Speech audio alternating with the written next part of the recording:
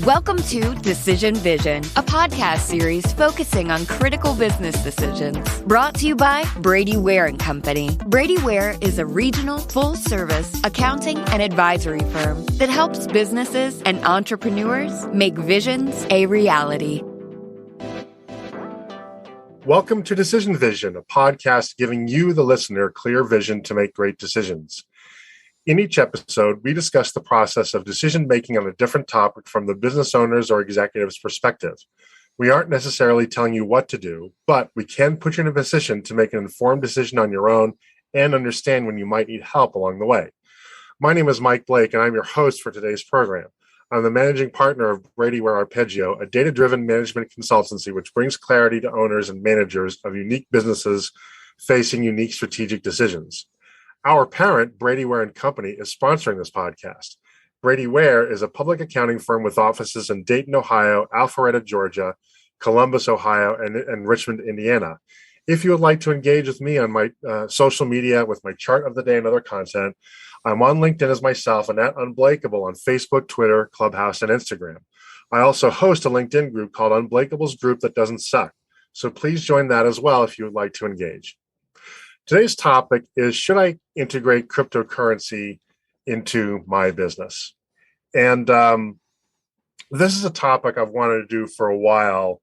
Haven't really been able to sync up with the right guest who, I just thought would give us a great and in-depth perspective on it, and we can make schedules sync up. And I feel almost apologetic about that because it is a topic that's long overdue. But that having been said, I think the timing is actually propitious.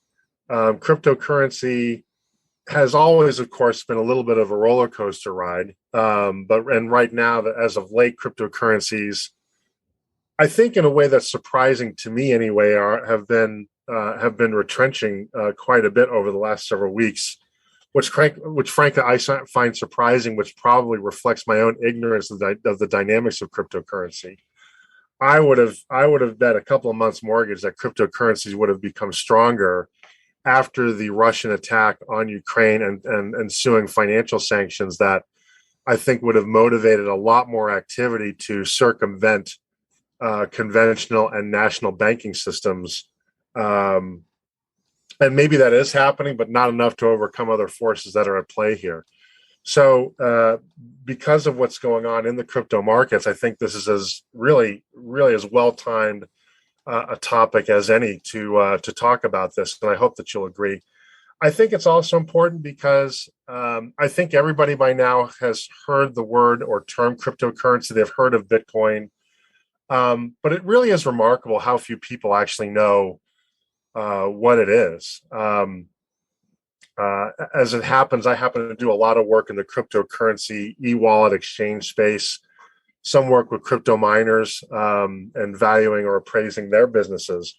But many of my peers really still don't have any idea how cryptocurrency works, what the value proposition is, et cetera. And I think that I don't think they're an outlier. I think there are a lot of people that still need to be educated. And if you're one of those people, I think you're going to find this a very good use of your next 45 minutes or so. And so joining us today to help us out with this topic, who is an expert, because I'm not, is Daren Hebold, who is founder and CEO of the LUX Companies, which offer specialized asset management services for commercial real estate together with financial asset management of cryptocurrency. He has cultivated a broad reputation of trust within the industry and community, given his command of confidentiality, fiduciary duty, and financial skills in the handling of high-value commercial real estate and digital assets. After getting financially thrashed, his words, by the Great Recession in 2008 and 9, and closely studying the U.S. central bank and government responses, he began seriously questioning the composition, integrity, and sustainability of our financial system, which at its core includes a central bank that is privately owned, centralized, and granted the right to unlimited emission of new currency at their sole discretion. After critical analysis, research, and discussions with friends, he stumbled upon Bitcoin, blockchain, and cryptocurrency. Seeing and participating in the extraordinary freedom-enabling benefits of this new parallel financial system, together with its technological superiority, he founded Luxalo Financial to broadly deliver cryptocurrencies and blockchain technology benefits to individuals and small businesses alike for everyday use in commerce. Daren, welcome to the Decision Vision podcast. Thank you, Mike, and great intro. I appreciate that. So, as I said in my opening, a lot of people listening to this, I think at this point, don't want to admit it. So what we're going to do is we're not going to crypto shame people, and we're going to let people address their lack of knowledge in a safe space, the privacy of their own headphones, their own car, whatever it is they're listening to. What is cryptocurrency, and how does cryptocurrency come about? Great. Yeah. And we'll keep it real simple to begin with, and then we'll branch out. So a Bitcoin, what is a Bitcoin? It's electronic money. It is a peer-to-peer payment system. It's a store of value. It's a new financial system. It's many things, and ticks many boxes.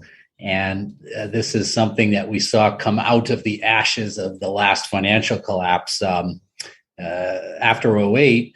I think it was January 2009. The group Satoshi Nakamoto officially released Bitcoin, and it's just been branching out since then.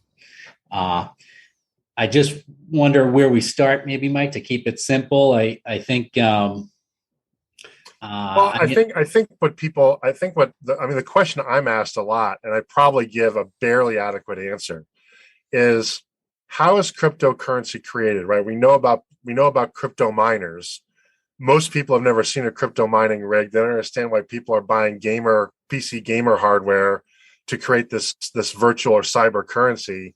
So maybe talk a little about that. How does cryptocurrency get created, and why does that translate into a fungible value? Yes. Yeah. And how is that? Yes. How is that valuable, and why do people recognize that? Okay. Great place. Okay. So not all cryptocurrencies are created equal. So Bitcoin was the very first one. And since then, I think literally there's over 17,000 cryptos out there. Wow, I didn't know that.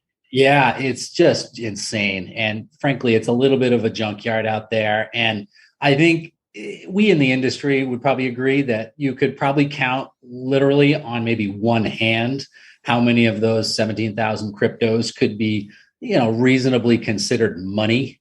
The balance of them have other uses and utilities for smart contracts and for programming and for other, functions, but probably aren't considered money. Bitcoin's clearly the winner as far as recognition and global adoption, where people say, yeah, that's money, and I'm gonna use it as such and treat it as such. So it's unique because it requires a great expenditure of electricity to print or mint or mine, I guess we would call it, a Bitcoin. So if you or I wanted to do it, we could do it tomorrow. You pop online, and for several $1,000s is an entry level mining machine, and you don't need any real skills. It's a plug and play device. You plug it into your electricity, and it juices. Your bill goes through the roof, and you start printing or mining Bitcoin rewards right away. So anybody can do it. It just costs a lot of money, and we can talk about it later. We'll unpack it, but the cost to mine one Bitcoin sort of sets the floor for the price, because it's many thousands of dollars to mine one Bitcoin. Whereas some of these other cryptocurrencies involve what's called pre-mining, or really just pressing a button and 10 billion units of some certain token appear. And so there's not a lot of intrinsic value in those projects, and the market determines that. No one person points and decrees which cryptos have value. The market decides, which I love. I love Mr. Market, and the market says, that coin was pre-mined, and it's proof of stake, and I could create another one of those tomorrow morning. that doesn't have much value to me. That's why that's trading for a penny. Whereas a Bitcoin is trading for, $30,000 these days. And what is the guts of how mining happens? Is it solving equations? Is it random number generation? Is it something else? I mean, how does that? And I understand we're limited to Bitcoin, but I think Ethereum kind of works the same way. You can still mine Ethereum and maybe Dogecoin and others. How does that work? That it proves that there's an algorithm that effectively proves that you have produced somehow a piece of cryptocurrency? Sure. I'll keep it simple. So Bitcoin was the first birth of a blockchain. And a blockchain simply means that there is a public ledger that everybody can pop online and view. And it just shows that I gave today here on May 18th, I gave Mike 1 Bitcoin from this wallet to that wallet, and that gets codified into a ledger. And what the mining does is it proves that. The mining network of all the global miners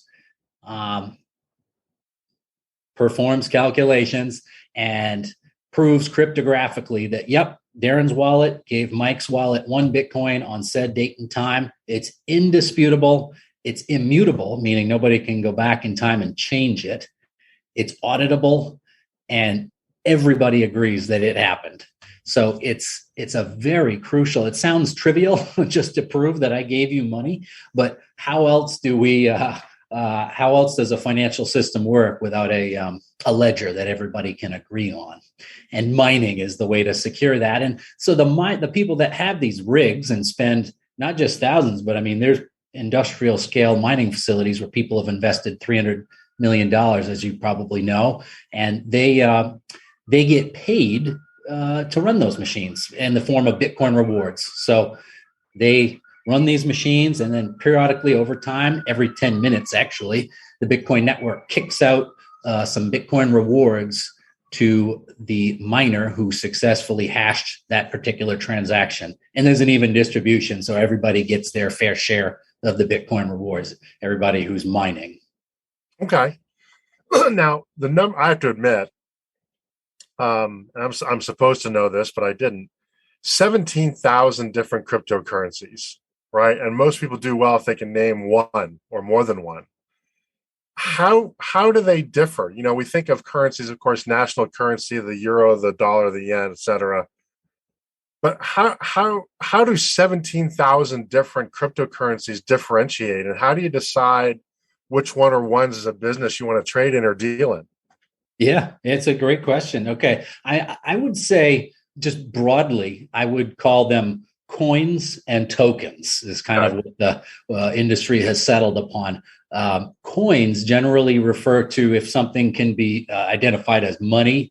And again, I think there's probably 5, maybe 10 tops that people would agree are coins / money. All the other ones are considered tokens, and they each have their own separate blockchain. Again, they're usually all free to use. Nobody owns them. Anybody can use them for the most part. And they just have different utilities, Mike. So, for example, Ethereum is a smart contract platform. It kind of straddles the fence. It's the one unique one where Ethereum is kind of considered money right now, and it's trading for $2,000 per coin. But then simultaneously, it's a smart contract platform where you can program your Ethereum or your other tokens to do things that you want them to do. So you can mirror legal contracts with a smart contract on a blockchain. So that's a huge use case out there for crypto is programmable money. And so imagine every legal contract where a tenant has to pay a landlord, a supplier gets paid by a corporation, an employee gets paid by an employer. All these can get codified into a smart contract and really, greatly simplify accounting, bookkeeping, auditing, payroll, any number of industries are going to be certainly disintermediated by this. So we talked a little bit about this in your intro, but I'd really like to get your in-depth take on this because I think it's really important. And that is, why has cryptocurrency, a currency that was invented now less than 15 years ago, why has cryptocurrency found the market and the traction that it has? I mean, we've never seen anything like this in our lifetimes, have we? It's a great point. Yeah. We have not seen new money, in centuries, right? I mean, way back, there was several forms of money: coffee beans, large stones, wampum, parcels of real estate. You could probably name more, but no, we have not seen new money in a while. We've just been kind of going along with gold and silver up until it was made illegal by governments of the world who that did not fit their narrative, and they wanted to introduce central bank fiat, debt currencies, and they have successfully run with that for quite some time now. But look what's happening. Maybe they didn't do such a great job. We had a great run with fiat currencies, but if you pop on to imf.org right now, it's nothing short of a death procession of every single fiat currency out there that are experiencing hyperinflation as we speak. So central banks invented these currencies, and then they got themselves into a pickle when they started printing more and more and more, almost without discretion. And in the last 2 years alone, the U.S. dollar has printed 40% of the dollars in circulation were printed, meaning the central bank in the U.S. pressed a button and electronic dollars came out, and that comes with consequences. So even our beloved dollar is 8.5+% inflation, and so circling back to your question, the reason that we need to consider new forms of money is people are getting eaten alive with the fiat currencies that are tanking in value. Turkey, 54% inflation. If you have $1,000 in your bank account, by Christmas, it'll be half of that. That's catastrophic. I mean, can you imagine that? So we and citizens in different countries in the world that have been forced to use fiat currencies are being forced to come up with alternatives. And, I think Bitcoin ticks a lot of boxes there. Earlier in my life, I actually did live in a hyperinflationary environment. I lived in Belarus and Ukraine shortly after the fall of the Berlin Wall. They were struggling to launch their own currencies, as their currency just died. Right, the Soviet ruble was just gone overnight. And the last time that I was over there, for any length of time, the exchange rate was 200,000 Belarusian rubles to the dollar, and about 80,000. The currency even existing where it used to be called the Karbovanyets, 80,000 of them to the dollar. And I remember paying for lunch with bags of money, and the server would have to come over with one of those banknote counters to make sure that I'd paid the correct amount. And it was just so chaotic because the prices couldn't even keep up. You see a Snickers bar that would be for sale in the morning for 3,000 rubles. You'd come down, and at the end of the day, it'd be 7,000. It was crazy. And I wonder if cryptocurrency could have helped those economies achieve some stability back then. Interesting. Well, I'll tell you, another thing that's important is just governance. So I think part of the reason Bitcoin has floated to the top is just that there's only ever going to be 21 million Bitcoins. That is huge. So we collectively, all the miners have signaled that we want a cap on Bitcoin, and that tends to preserve its value, whereas governments have unlimited emission. So we've got to have governance in place to govern emission, use, just kind of equity, and the fact that it cannot be censored or revised or reversed. All these are important things, and if we can keep those favorable attributes in place, which they are for Bitcoin specifically, then absolutely, it's a great use case. You touched on Belarus and Russia. Let me just read you something here. Granted, this statement's a couple weeks old, but with the advent of Russia being internationally sanctioned, where people cannot bank with any Russian, not just the prime minister of Russia or the 2,000 oligarchs who have been tagged as being criminals, but everybody in Russia is being equally penalized. Here's a statement here from Crypto Slate magazine. Russian citizens are justifiably fearing the seizure of their retail deposits and naturally want to protect their capital. Purchasing digital assets is an effective means by which ordinary citizens can move savings out of the financial system in order to preserve capital. What a powerful statement. I mean, that is quite a use case.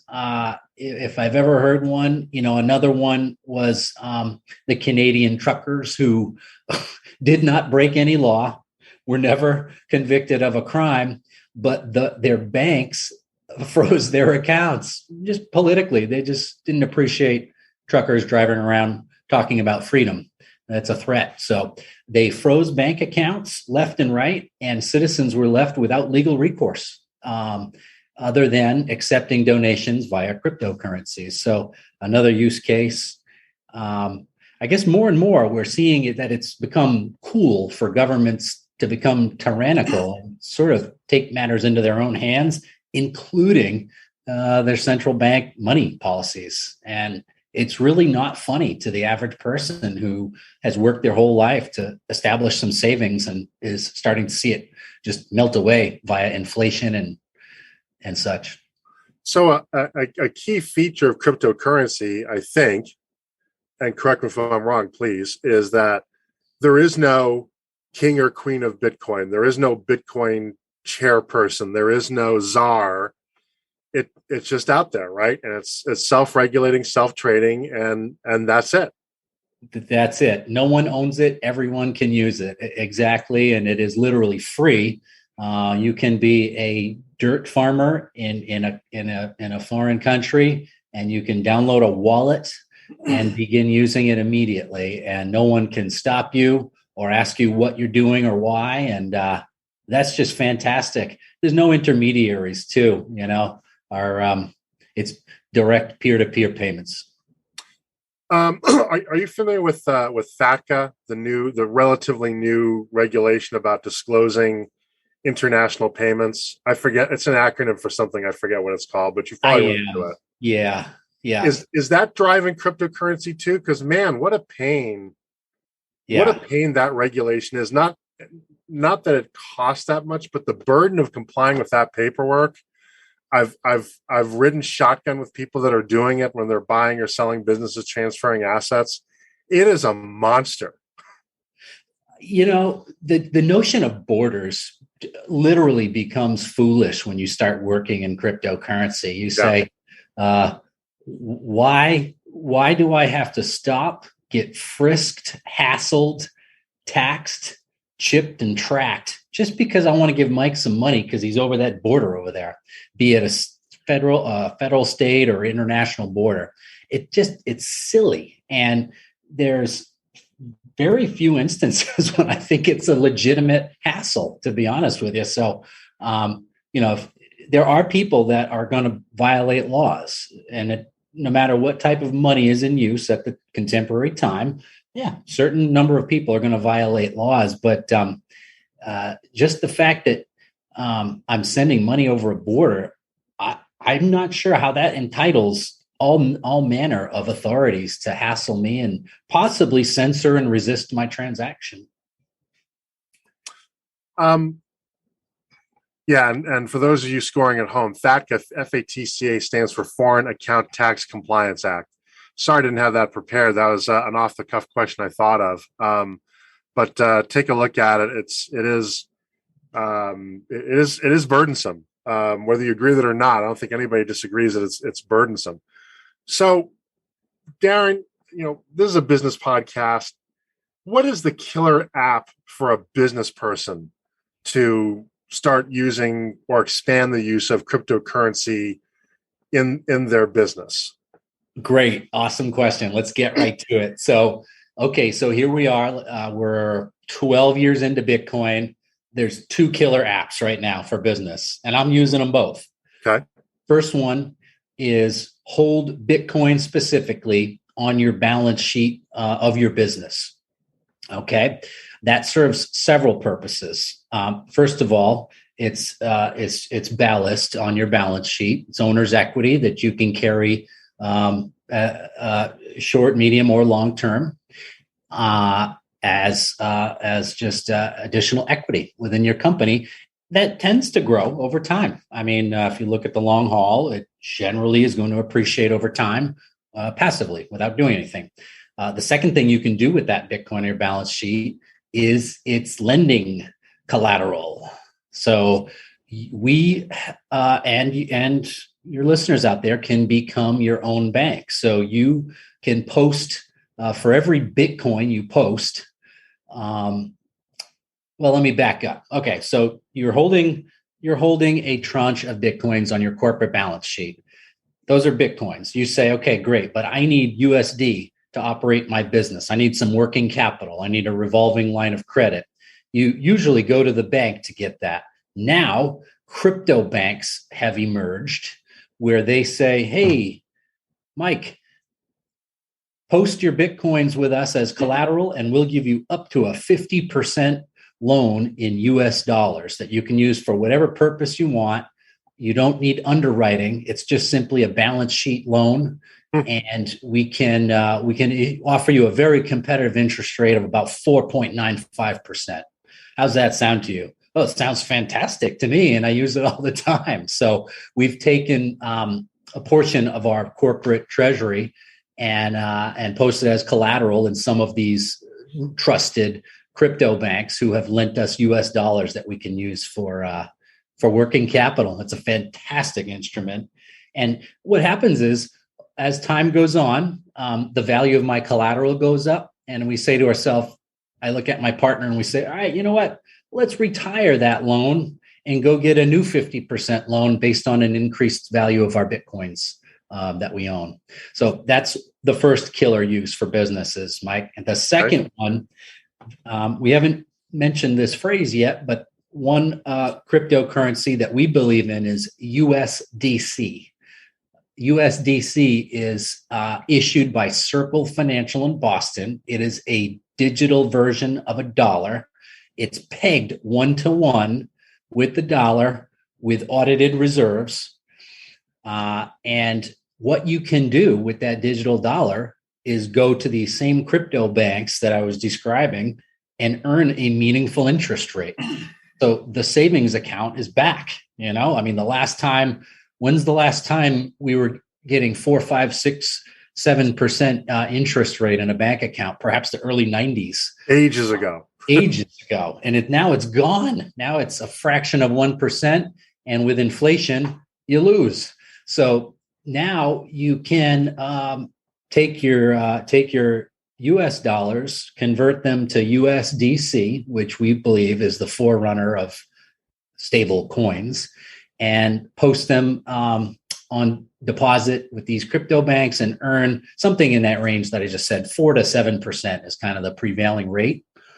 And you say, wow, how can they afford to pay depositors that much? That's fantastic. I mean, how can they do that? They're a lender, so they turn around and lend that money out with about a 2% spread. And then you say, well, how's that interest rate compute? Because a minute ago, you said you're a borrower at about 5%. And then on the other hand, you're a lender at about 6 or 7%. Well, the way they work it is small LTVs. So internal to their banks, they're only lending out a very small percentage of their assets that they're holding as collateral. And additionally, when you post collateral, you're no longer earning interest. So they're only paying interest on a very small percentage of the assets they're holding in custody. That's how the math works out for them. But those are the two killer apps that I can bring to you guys today. There's going to be many more, and we can unpack those if you'd like. One I've thought about, you tell me if I'm wrong, but I wonder if international payment settlement would also be a killer app, because moving money in between countries is still, amazingly enough, a 7 to 10 day exercise, and that's just too long. Agreed. And I'm almost out of school in saying this, but I think this probably addresses your question. I believe BRICS, the BRICS consortium of Brazil, Russia, India, China, I believe when they conduct their international trade, they're settling in gold, I believe, right?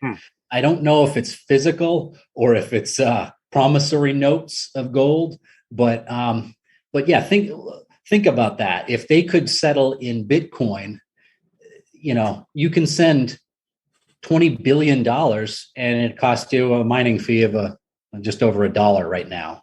So it's just a fantastic medium of exchange in that regard. And again, yes, borderless to your point, and you don't have to gain permission. It's entirely up to the sender and the recipient to conduct their business as they will. So I think that's a great use case. You're also going to see Bitcoin, perhaps before you see it as an international settlement device, you're going to see it. Right now, it's an individual settlement. You gave me a car, I gave you a Bitcoin. Then you're going to see it as an intercorporate settlement. I owe you $5 million. I'm going to settle in Bitcoin.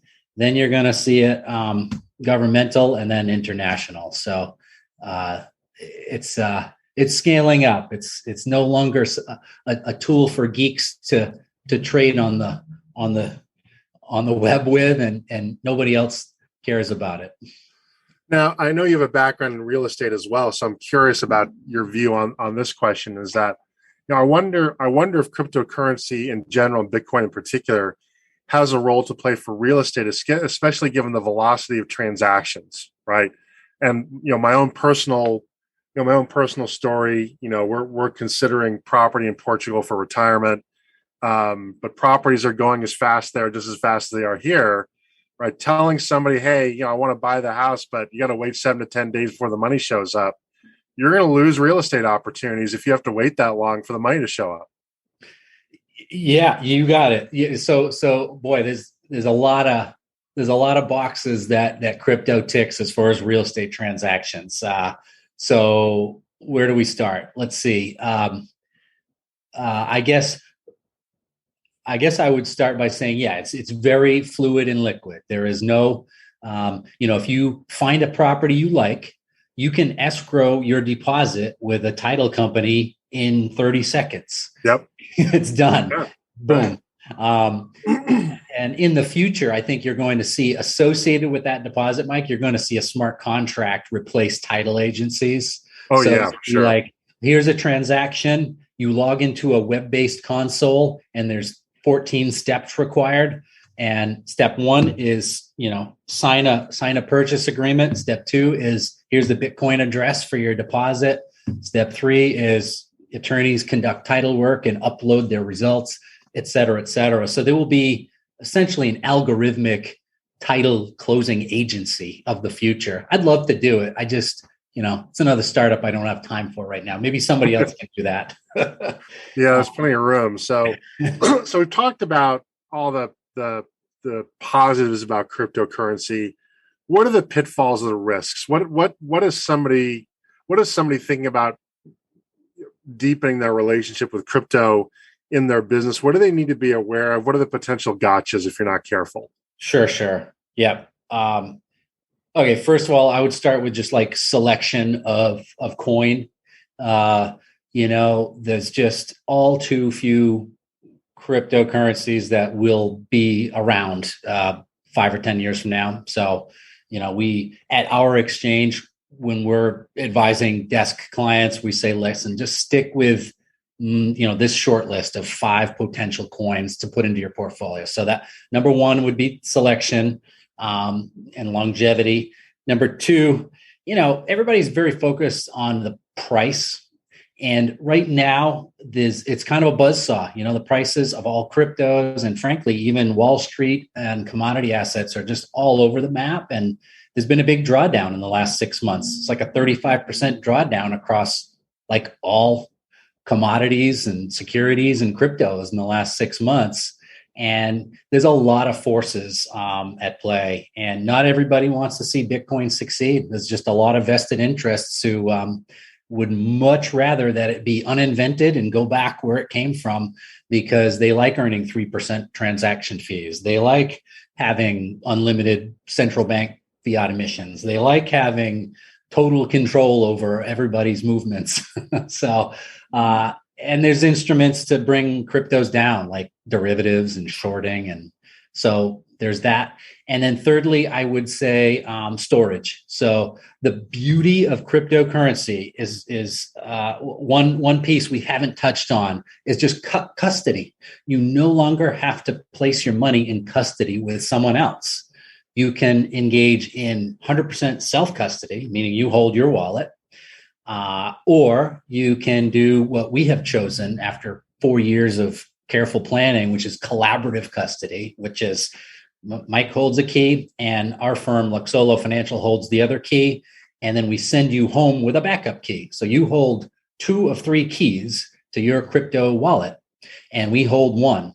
And unless there's unanimous consent across the key holders, no money can leave the wallet. So it's a fantastic method of enjoying the beauty of self-custody, but also having someone holding your hand so you don't lose your shirt when you forget your passcode or your private key. So not having a custodian is a very, very large advantage, particularly today when we're seeing banks and governments again go tyrannical and just decide that we're going to seize your assets. If I've got time, I'll read you one other thing.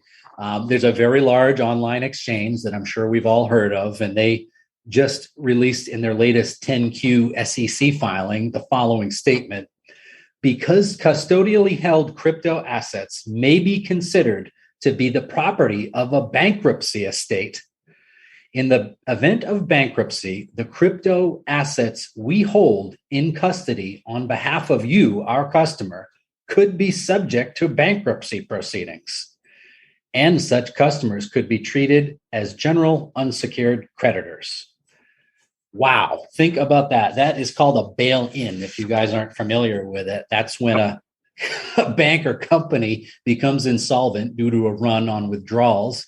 And they say, well, we got to take 40% of your Bitcoins and you can probably have the rest. So unbelievable that's a statement made by a publicly traded cryptocurrency exchange. We might take your Bitcoins if we run into trouble.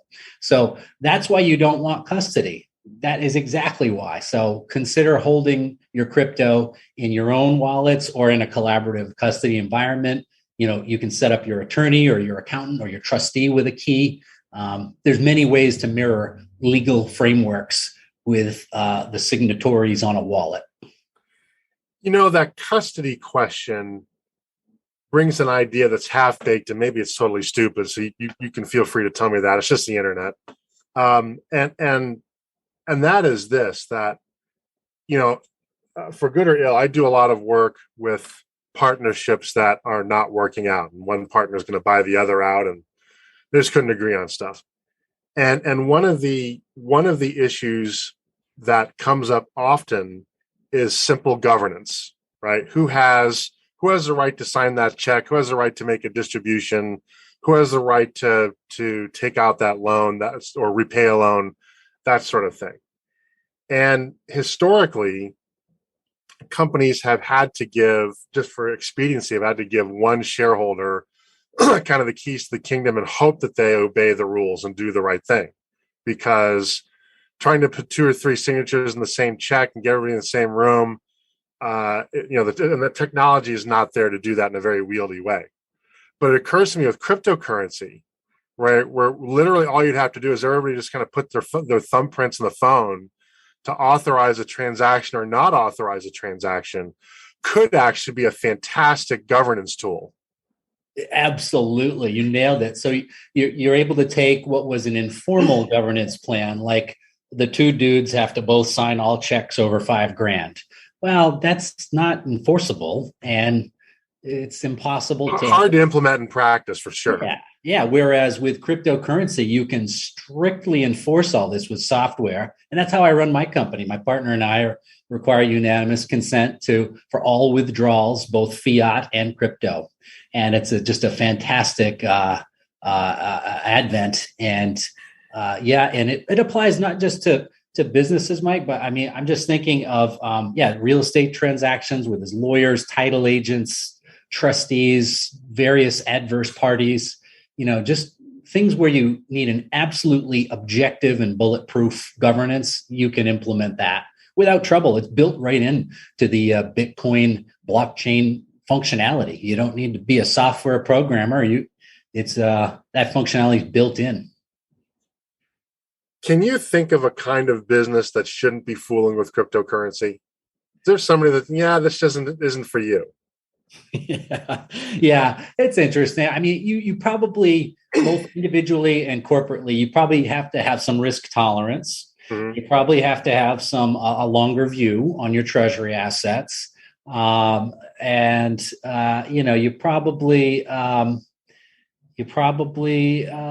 would say those are the two major factors. And so for a very, very conservative person or company, it might not tick the boxes. It might not work. I'd say that. And as I'm saying that, though, like Mass Mutual Insurance, one of the most conservative companies I can think of, bought $100 million of Bitcoin to put on their balance sheet. And that news came out maybe a year and a half ago. And you can see the transaction on bitcointreasuries.org. And, so I said, why would a hyper conservative insurance company do something like that? And, turns out they did it to buttress some of their negative yielding bonds, actually. So they saw it as a partial solution to bolster their profitability over time. So I'm going to ask you to put on your fortune teller costume for a minute. Because I think the future of cryptocurrency is really interesting, and I would argue it's sort of an inflection point. And one of the things I'd like you to opine on is, do you see cryptocurrency ultimately replacing conventional national currencies, or do they find a way to coexist? Wow, that's a fantastic question. Look no further than Central America, which is becoming the cradle of governments adopting Bitcoin as national legal tender. And you look at the reasons for that. They are forced to either use the dollar, which is experiencing significant inflation, but they're not experiencing any of the benefits of like the Joe Biden airdrop monies, the cheap debt, the COVID rent relief checks, the PPP loan. They don't get any of those benefits, but they have to suffer the indignity of the high inflation of the dollar. And they say, no more. We're adopting Bitcoin in El Salvador, in Panama, in Mexico. This is the roster of countries moving forward for that reason. And that train isn't stopping anytime soon. And I think you absolutely you're going to see them coexist, much to the chagrin of the IMF, who comes out with heavy-handed, penalizing statements each time a country decides to do this. And so that tells you it's good. That tells you that the country did the right thing by increasing their options for their citizens, which that makes the IMF mad when citizens have options. Well, Reggie Jackson was famous for saying they don't boo nobodies. Yeah, you got it. Yeah. So crystal ball. Yeah, you're going to see it being a permissible legal tender in increasingly more countries. In so doing that, it's no longer subject to capital gains tax in whatever country does that. You're going to see retailers accepting cryptos. You're going to see hybrid neobanks and financial service firms such as mine appearing. Legacy banks are just in no way going to adapt and build infrastructure for this. It's just not happening, and I don't think it is going to happen. They will make desperate attempts to pay consultants to bolt things on, but I think you're going to see a whole new industry of neo banks, crypto banks, and crypto financial service providers such as us, providing all financial services in the future, including allowing you to become your own bank, your own lender. You'll be able to deposit your paycheck, invest in cryptos, take out a loan against those cryptos, convert back, all seamlessly within one app. Some countries are have said that they're exploring launching digital currencies. The U.S. has talked about it. I think Sweden, to my recollection, is probably the most advanced in their thinking on this. I think they're beta testing an e-krona at this point. I don't know if you're familiar with them, but if you are those in the cryptocurrency family, or are they kind of something different? Stay away from central bank digital currencies. Yeah. Okay. They are they're a tool of control and manipulation. They're most popular among communist governments, namely People's Republic of China, is started the Digital Yuan program. And I can get into all of the very unfortunate, attributes that the users of that currency suffer. But I will say this, it's not a cryptocurrency. It's a centralized database, and it is not a public ledger. It is not a consensus-based protocol where people can democratically vote and get involved. Absolutely not. It's an enhanced layer of control for central banks to administer their debt-based fiat currencies. So that's my stern warning against CDCs. Yeah. Okay. I'm talking with Daren Hebold, and the topic is, should I integrate cryptocurrency into my business? Keeping you in your fortune teller's costume, what is it? And maybe you may or may not agree with the premise. I don't think cryptocurrency is quite mainstream yet. I think it's close, but I'm not sure I would characterize it as mainstream yet. Simply because I can't go to Kroger yet and pay for groceries with cryptocurrency. Though that would be kind of cool. So what do you think it's going to take? What is it? Is it just gradual adoption? Is there a day of reckoning or an inflection point? What is it going to take when we're going to recognize cryptocurrency as a mainstream medium of exchange and storage of wealth? Yeah, you got it. We're not far. Money requires adoption, use, portability over time and space, durability, store of value, medium of exchange, and we are moving up that adoption curve rapidly. Is almost I think it's just over a $1 trillion market cap of all cryptos. The vast majority of that value being Bitcoin specifically. More to the heart of your question, we in the industry believe that there could be a seminal moment coming where, as traditional assets classes continue to burn down in value, we strongly believe there's a likelihood Bitcoin could serve as an ultimate hedge. Now, that's yet to be proven because everybody's saying that's correlated with the stock market, et cetera. But we see a seminal moment when there is the next Lehman Brothers moment of this era. We think Bitcoin is going to play a crucial role in preserving and enhancing value during said crisis. And that might not be that far away. We got a lot of people out there talking about Lehman Brother type analogies with modern day companies these days. So if someone listening to this podcast is on board, that they believe the thesis that cryptocurrency, got to start doing it, how does someone get started? How do you dip your toe? How do you open the door? You got it. All right. Good question. So we recommend starting small. So anybody considering investing in Bitcoin, I would start with that coin. It's probably the most reliable over time. Buy small amounts, weekly, monthly, over time, recurring basis. You'll be able to dollar cost average in that way. You can come to an exchange either online, but you'll have to help yourself and figure it all out yourself in that regard.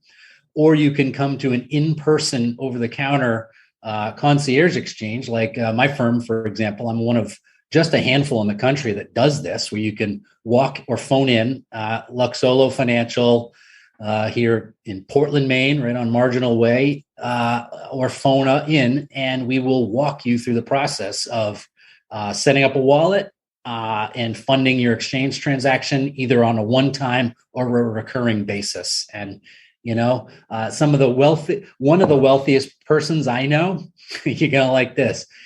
In 2016, he started buying $21 a day of Bitcoin, and he hasn't let up, and he's a millionaire right now. So, I think that's a pretty reasonable investment, and there's people who can afford to sink a lot more than that into it. So give it a try. I think you'll be thrilled with how it functions and how it can be used as collateral for lending and money for purchases. And there's quite a lot of good people working in the industry. It's a lot of fun. Daren, this has been a great conversation, but unfortunately, we're running out of time. There are probably topics that our listeners would have wanted me to cover, but we didn't, or wish we would have spent more time on. If somebody wants to contact you for more information about how to integrate cryptocurrency into their business, can they contact you to follow up with questions? And if so, what's the best way to do that? Thank you. Yes. Whether it's me or one of my skillful team members, please do reach out to us with no obligation here at Luxolo Financial. The website's Luxolo, LUXOLO.io. And you can either telephone us, email us, or chat with us on a little chat on our screen website there. And we'll be happy to lay out some options and see if it's a match for you. And that's going to wrap it up for today's program. I'd like to thank Daren Hebold so much for sharing his expertise with us. We'll be exploring a new topic each week, so please tune in so that when you're faced with your next business decision, you have clear vision when making it. If you enjoy these podcasts, please consider leaving a review with your favorite podcast aggregator. It helps people find us so that we can help them. If you would like to engage with me on social media with my chart of the day and other content, I'm on LinkedIn as myself and at Unblakeable on Facebook, Twitter, Clubhouse, and Instagram. Also, check out my LinkedIn group called Unblakeable's Group That Doesn't Suck. Once again, this is Mike Blake. Our sponsor is Brady Ware & Company, and this has been the Decision Vision Podcast.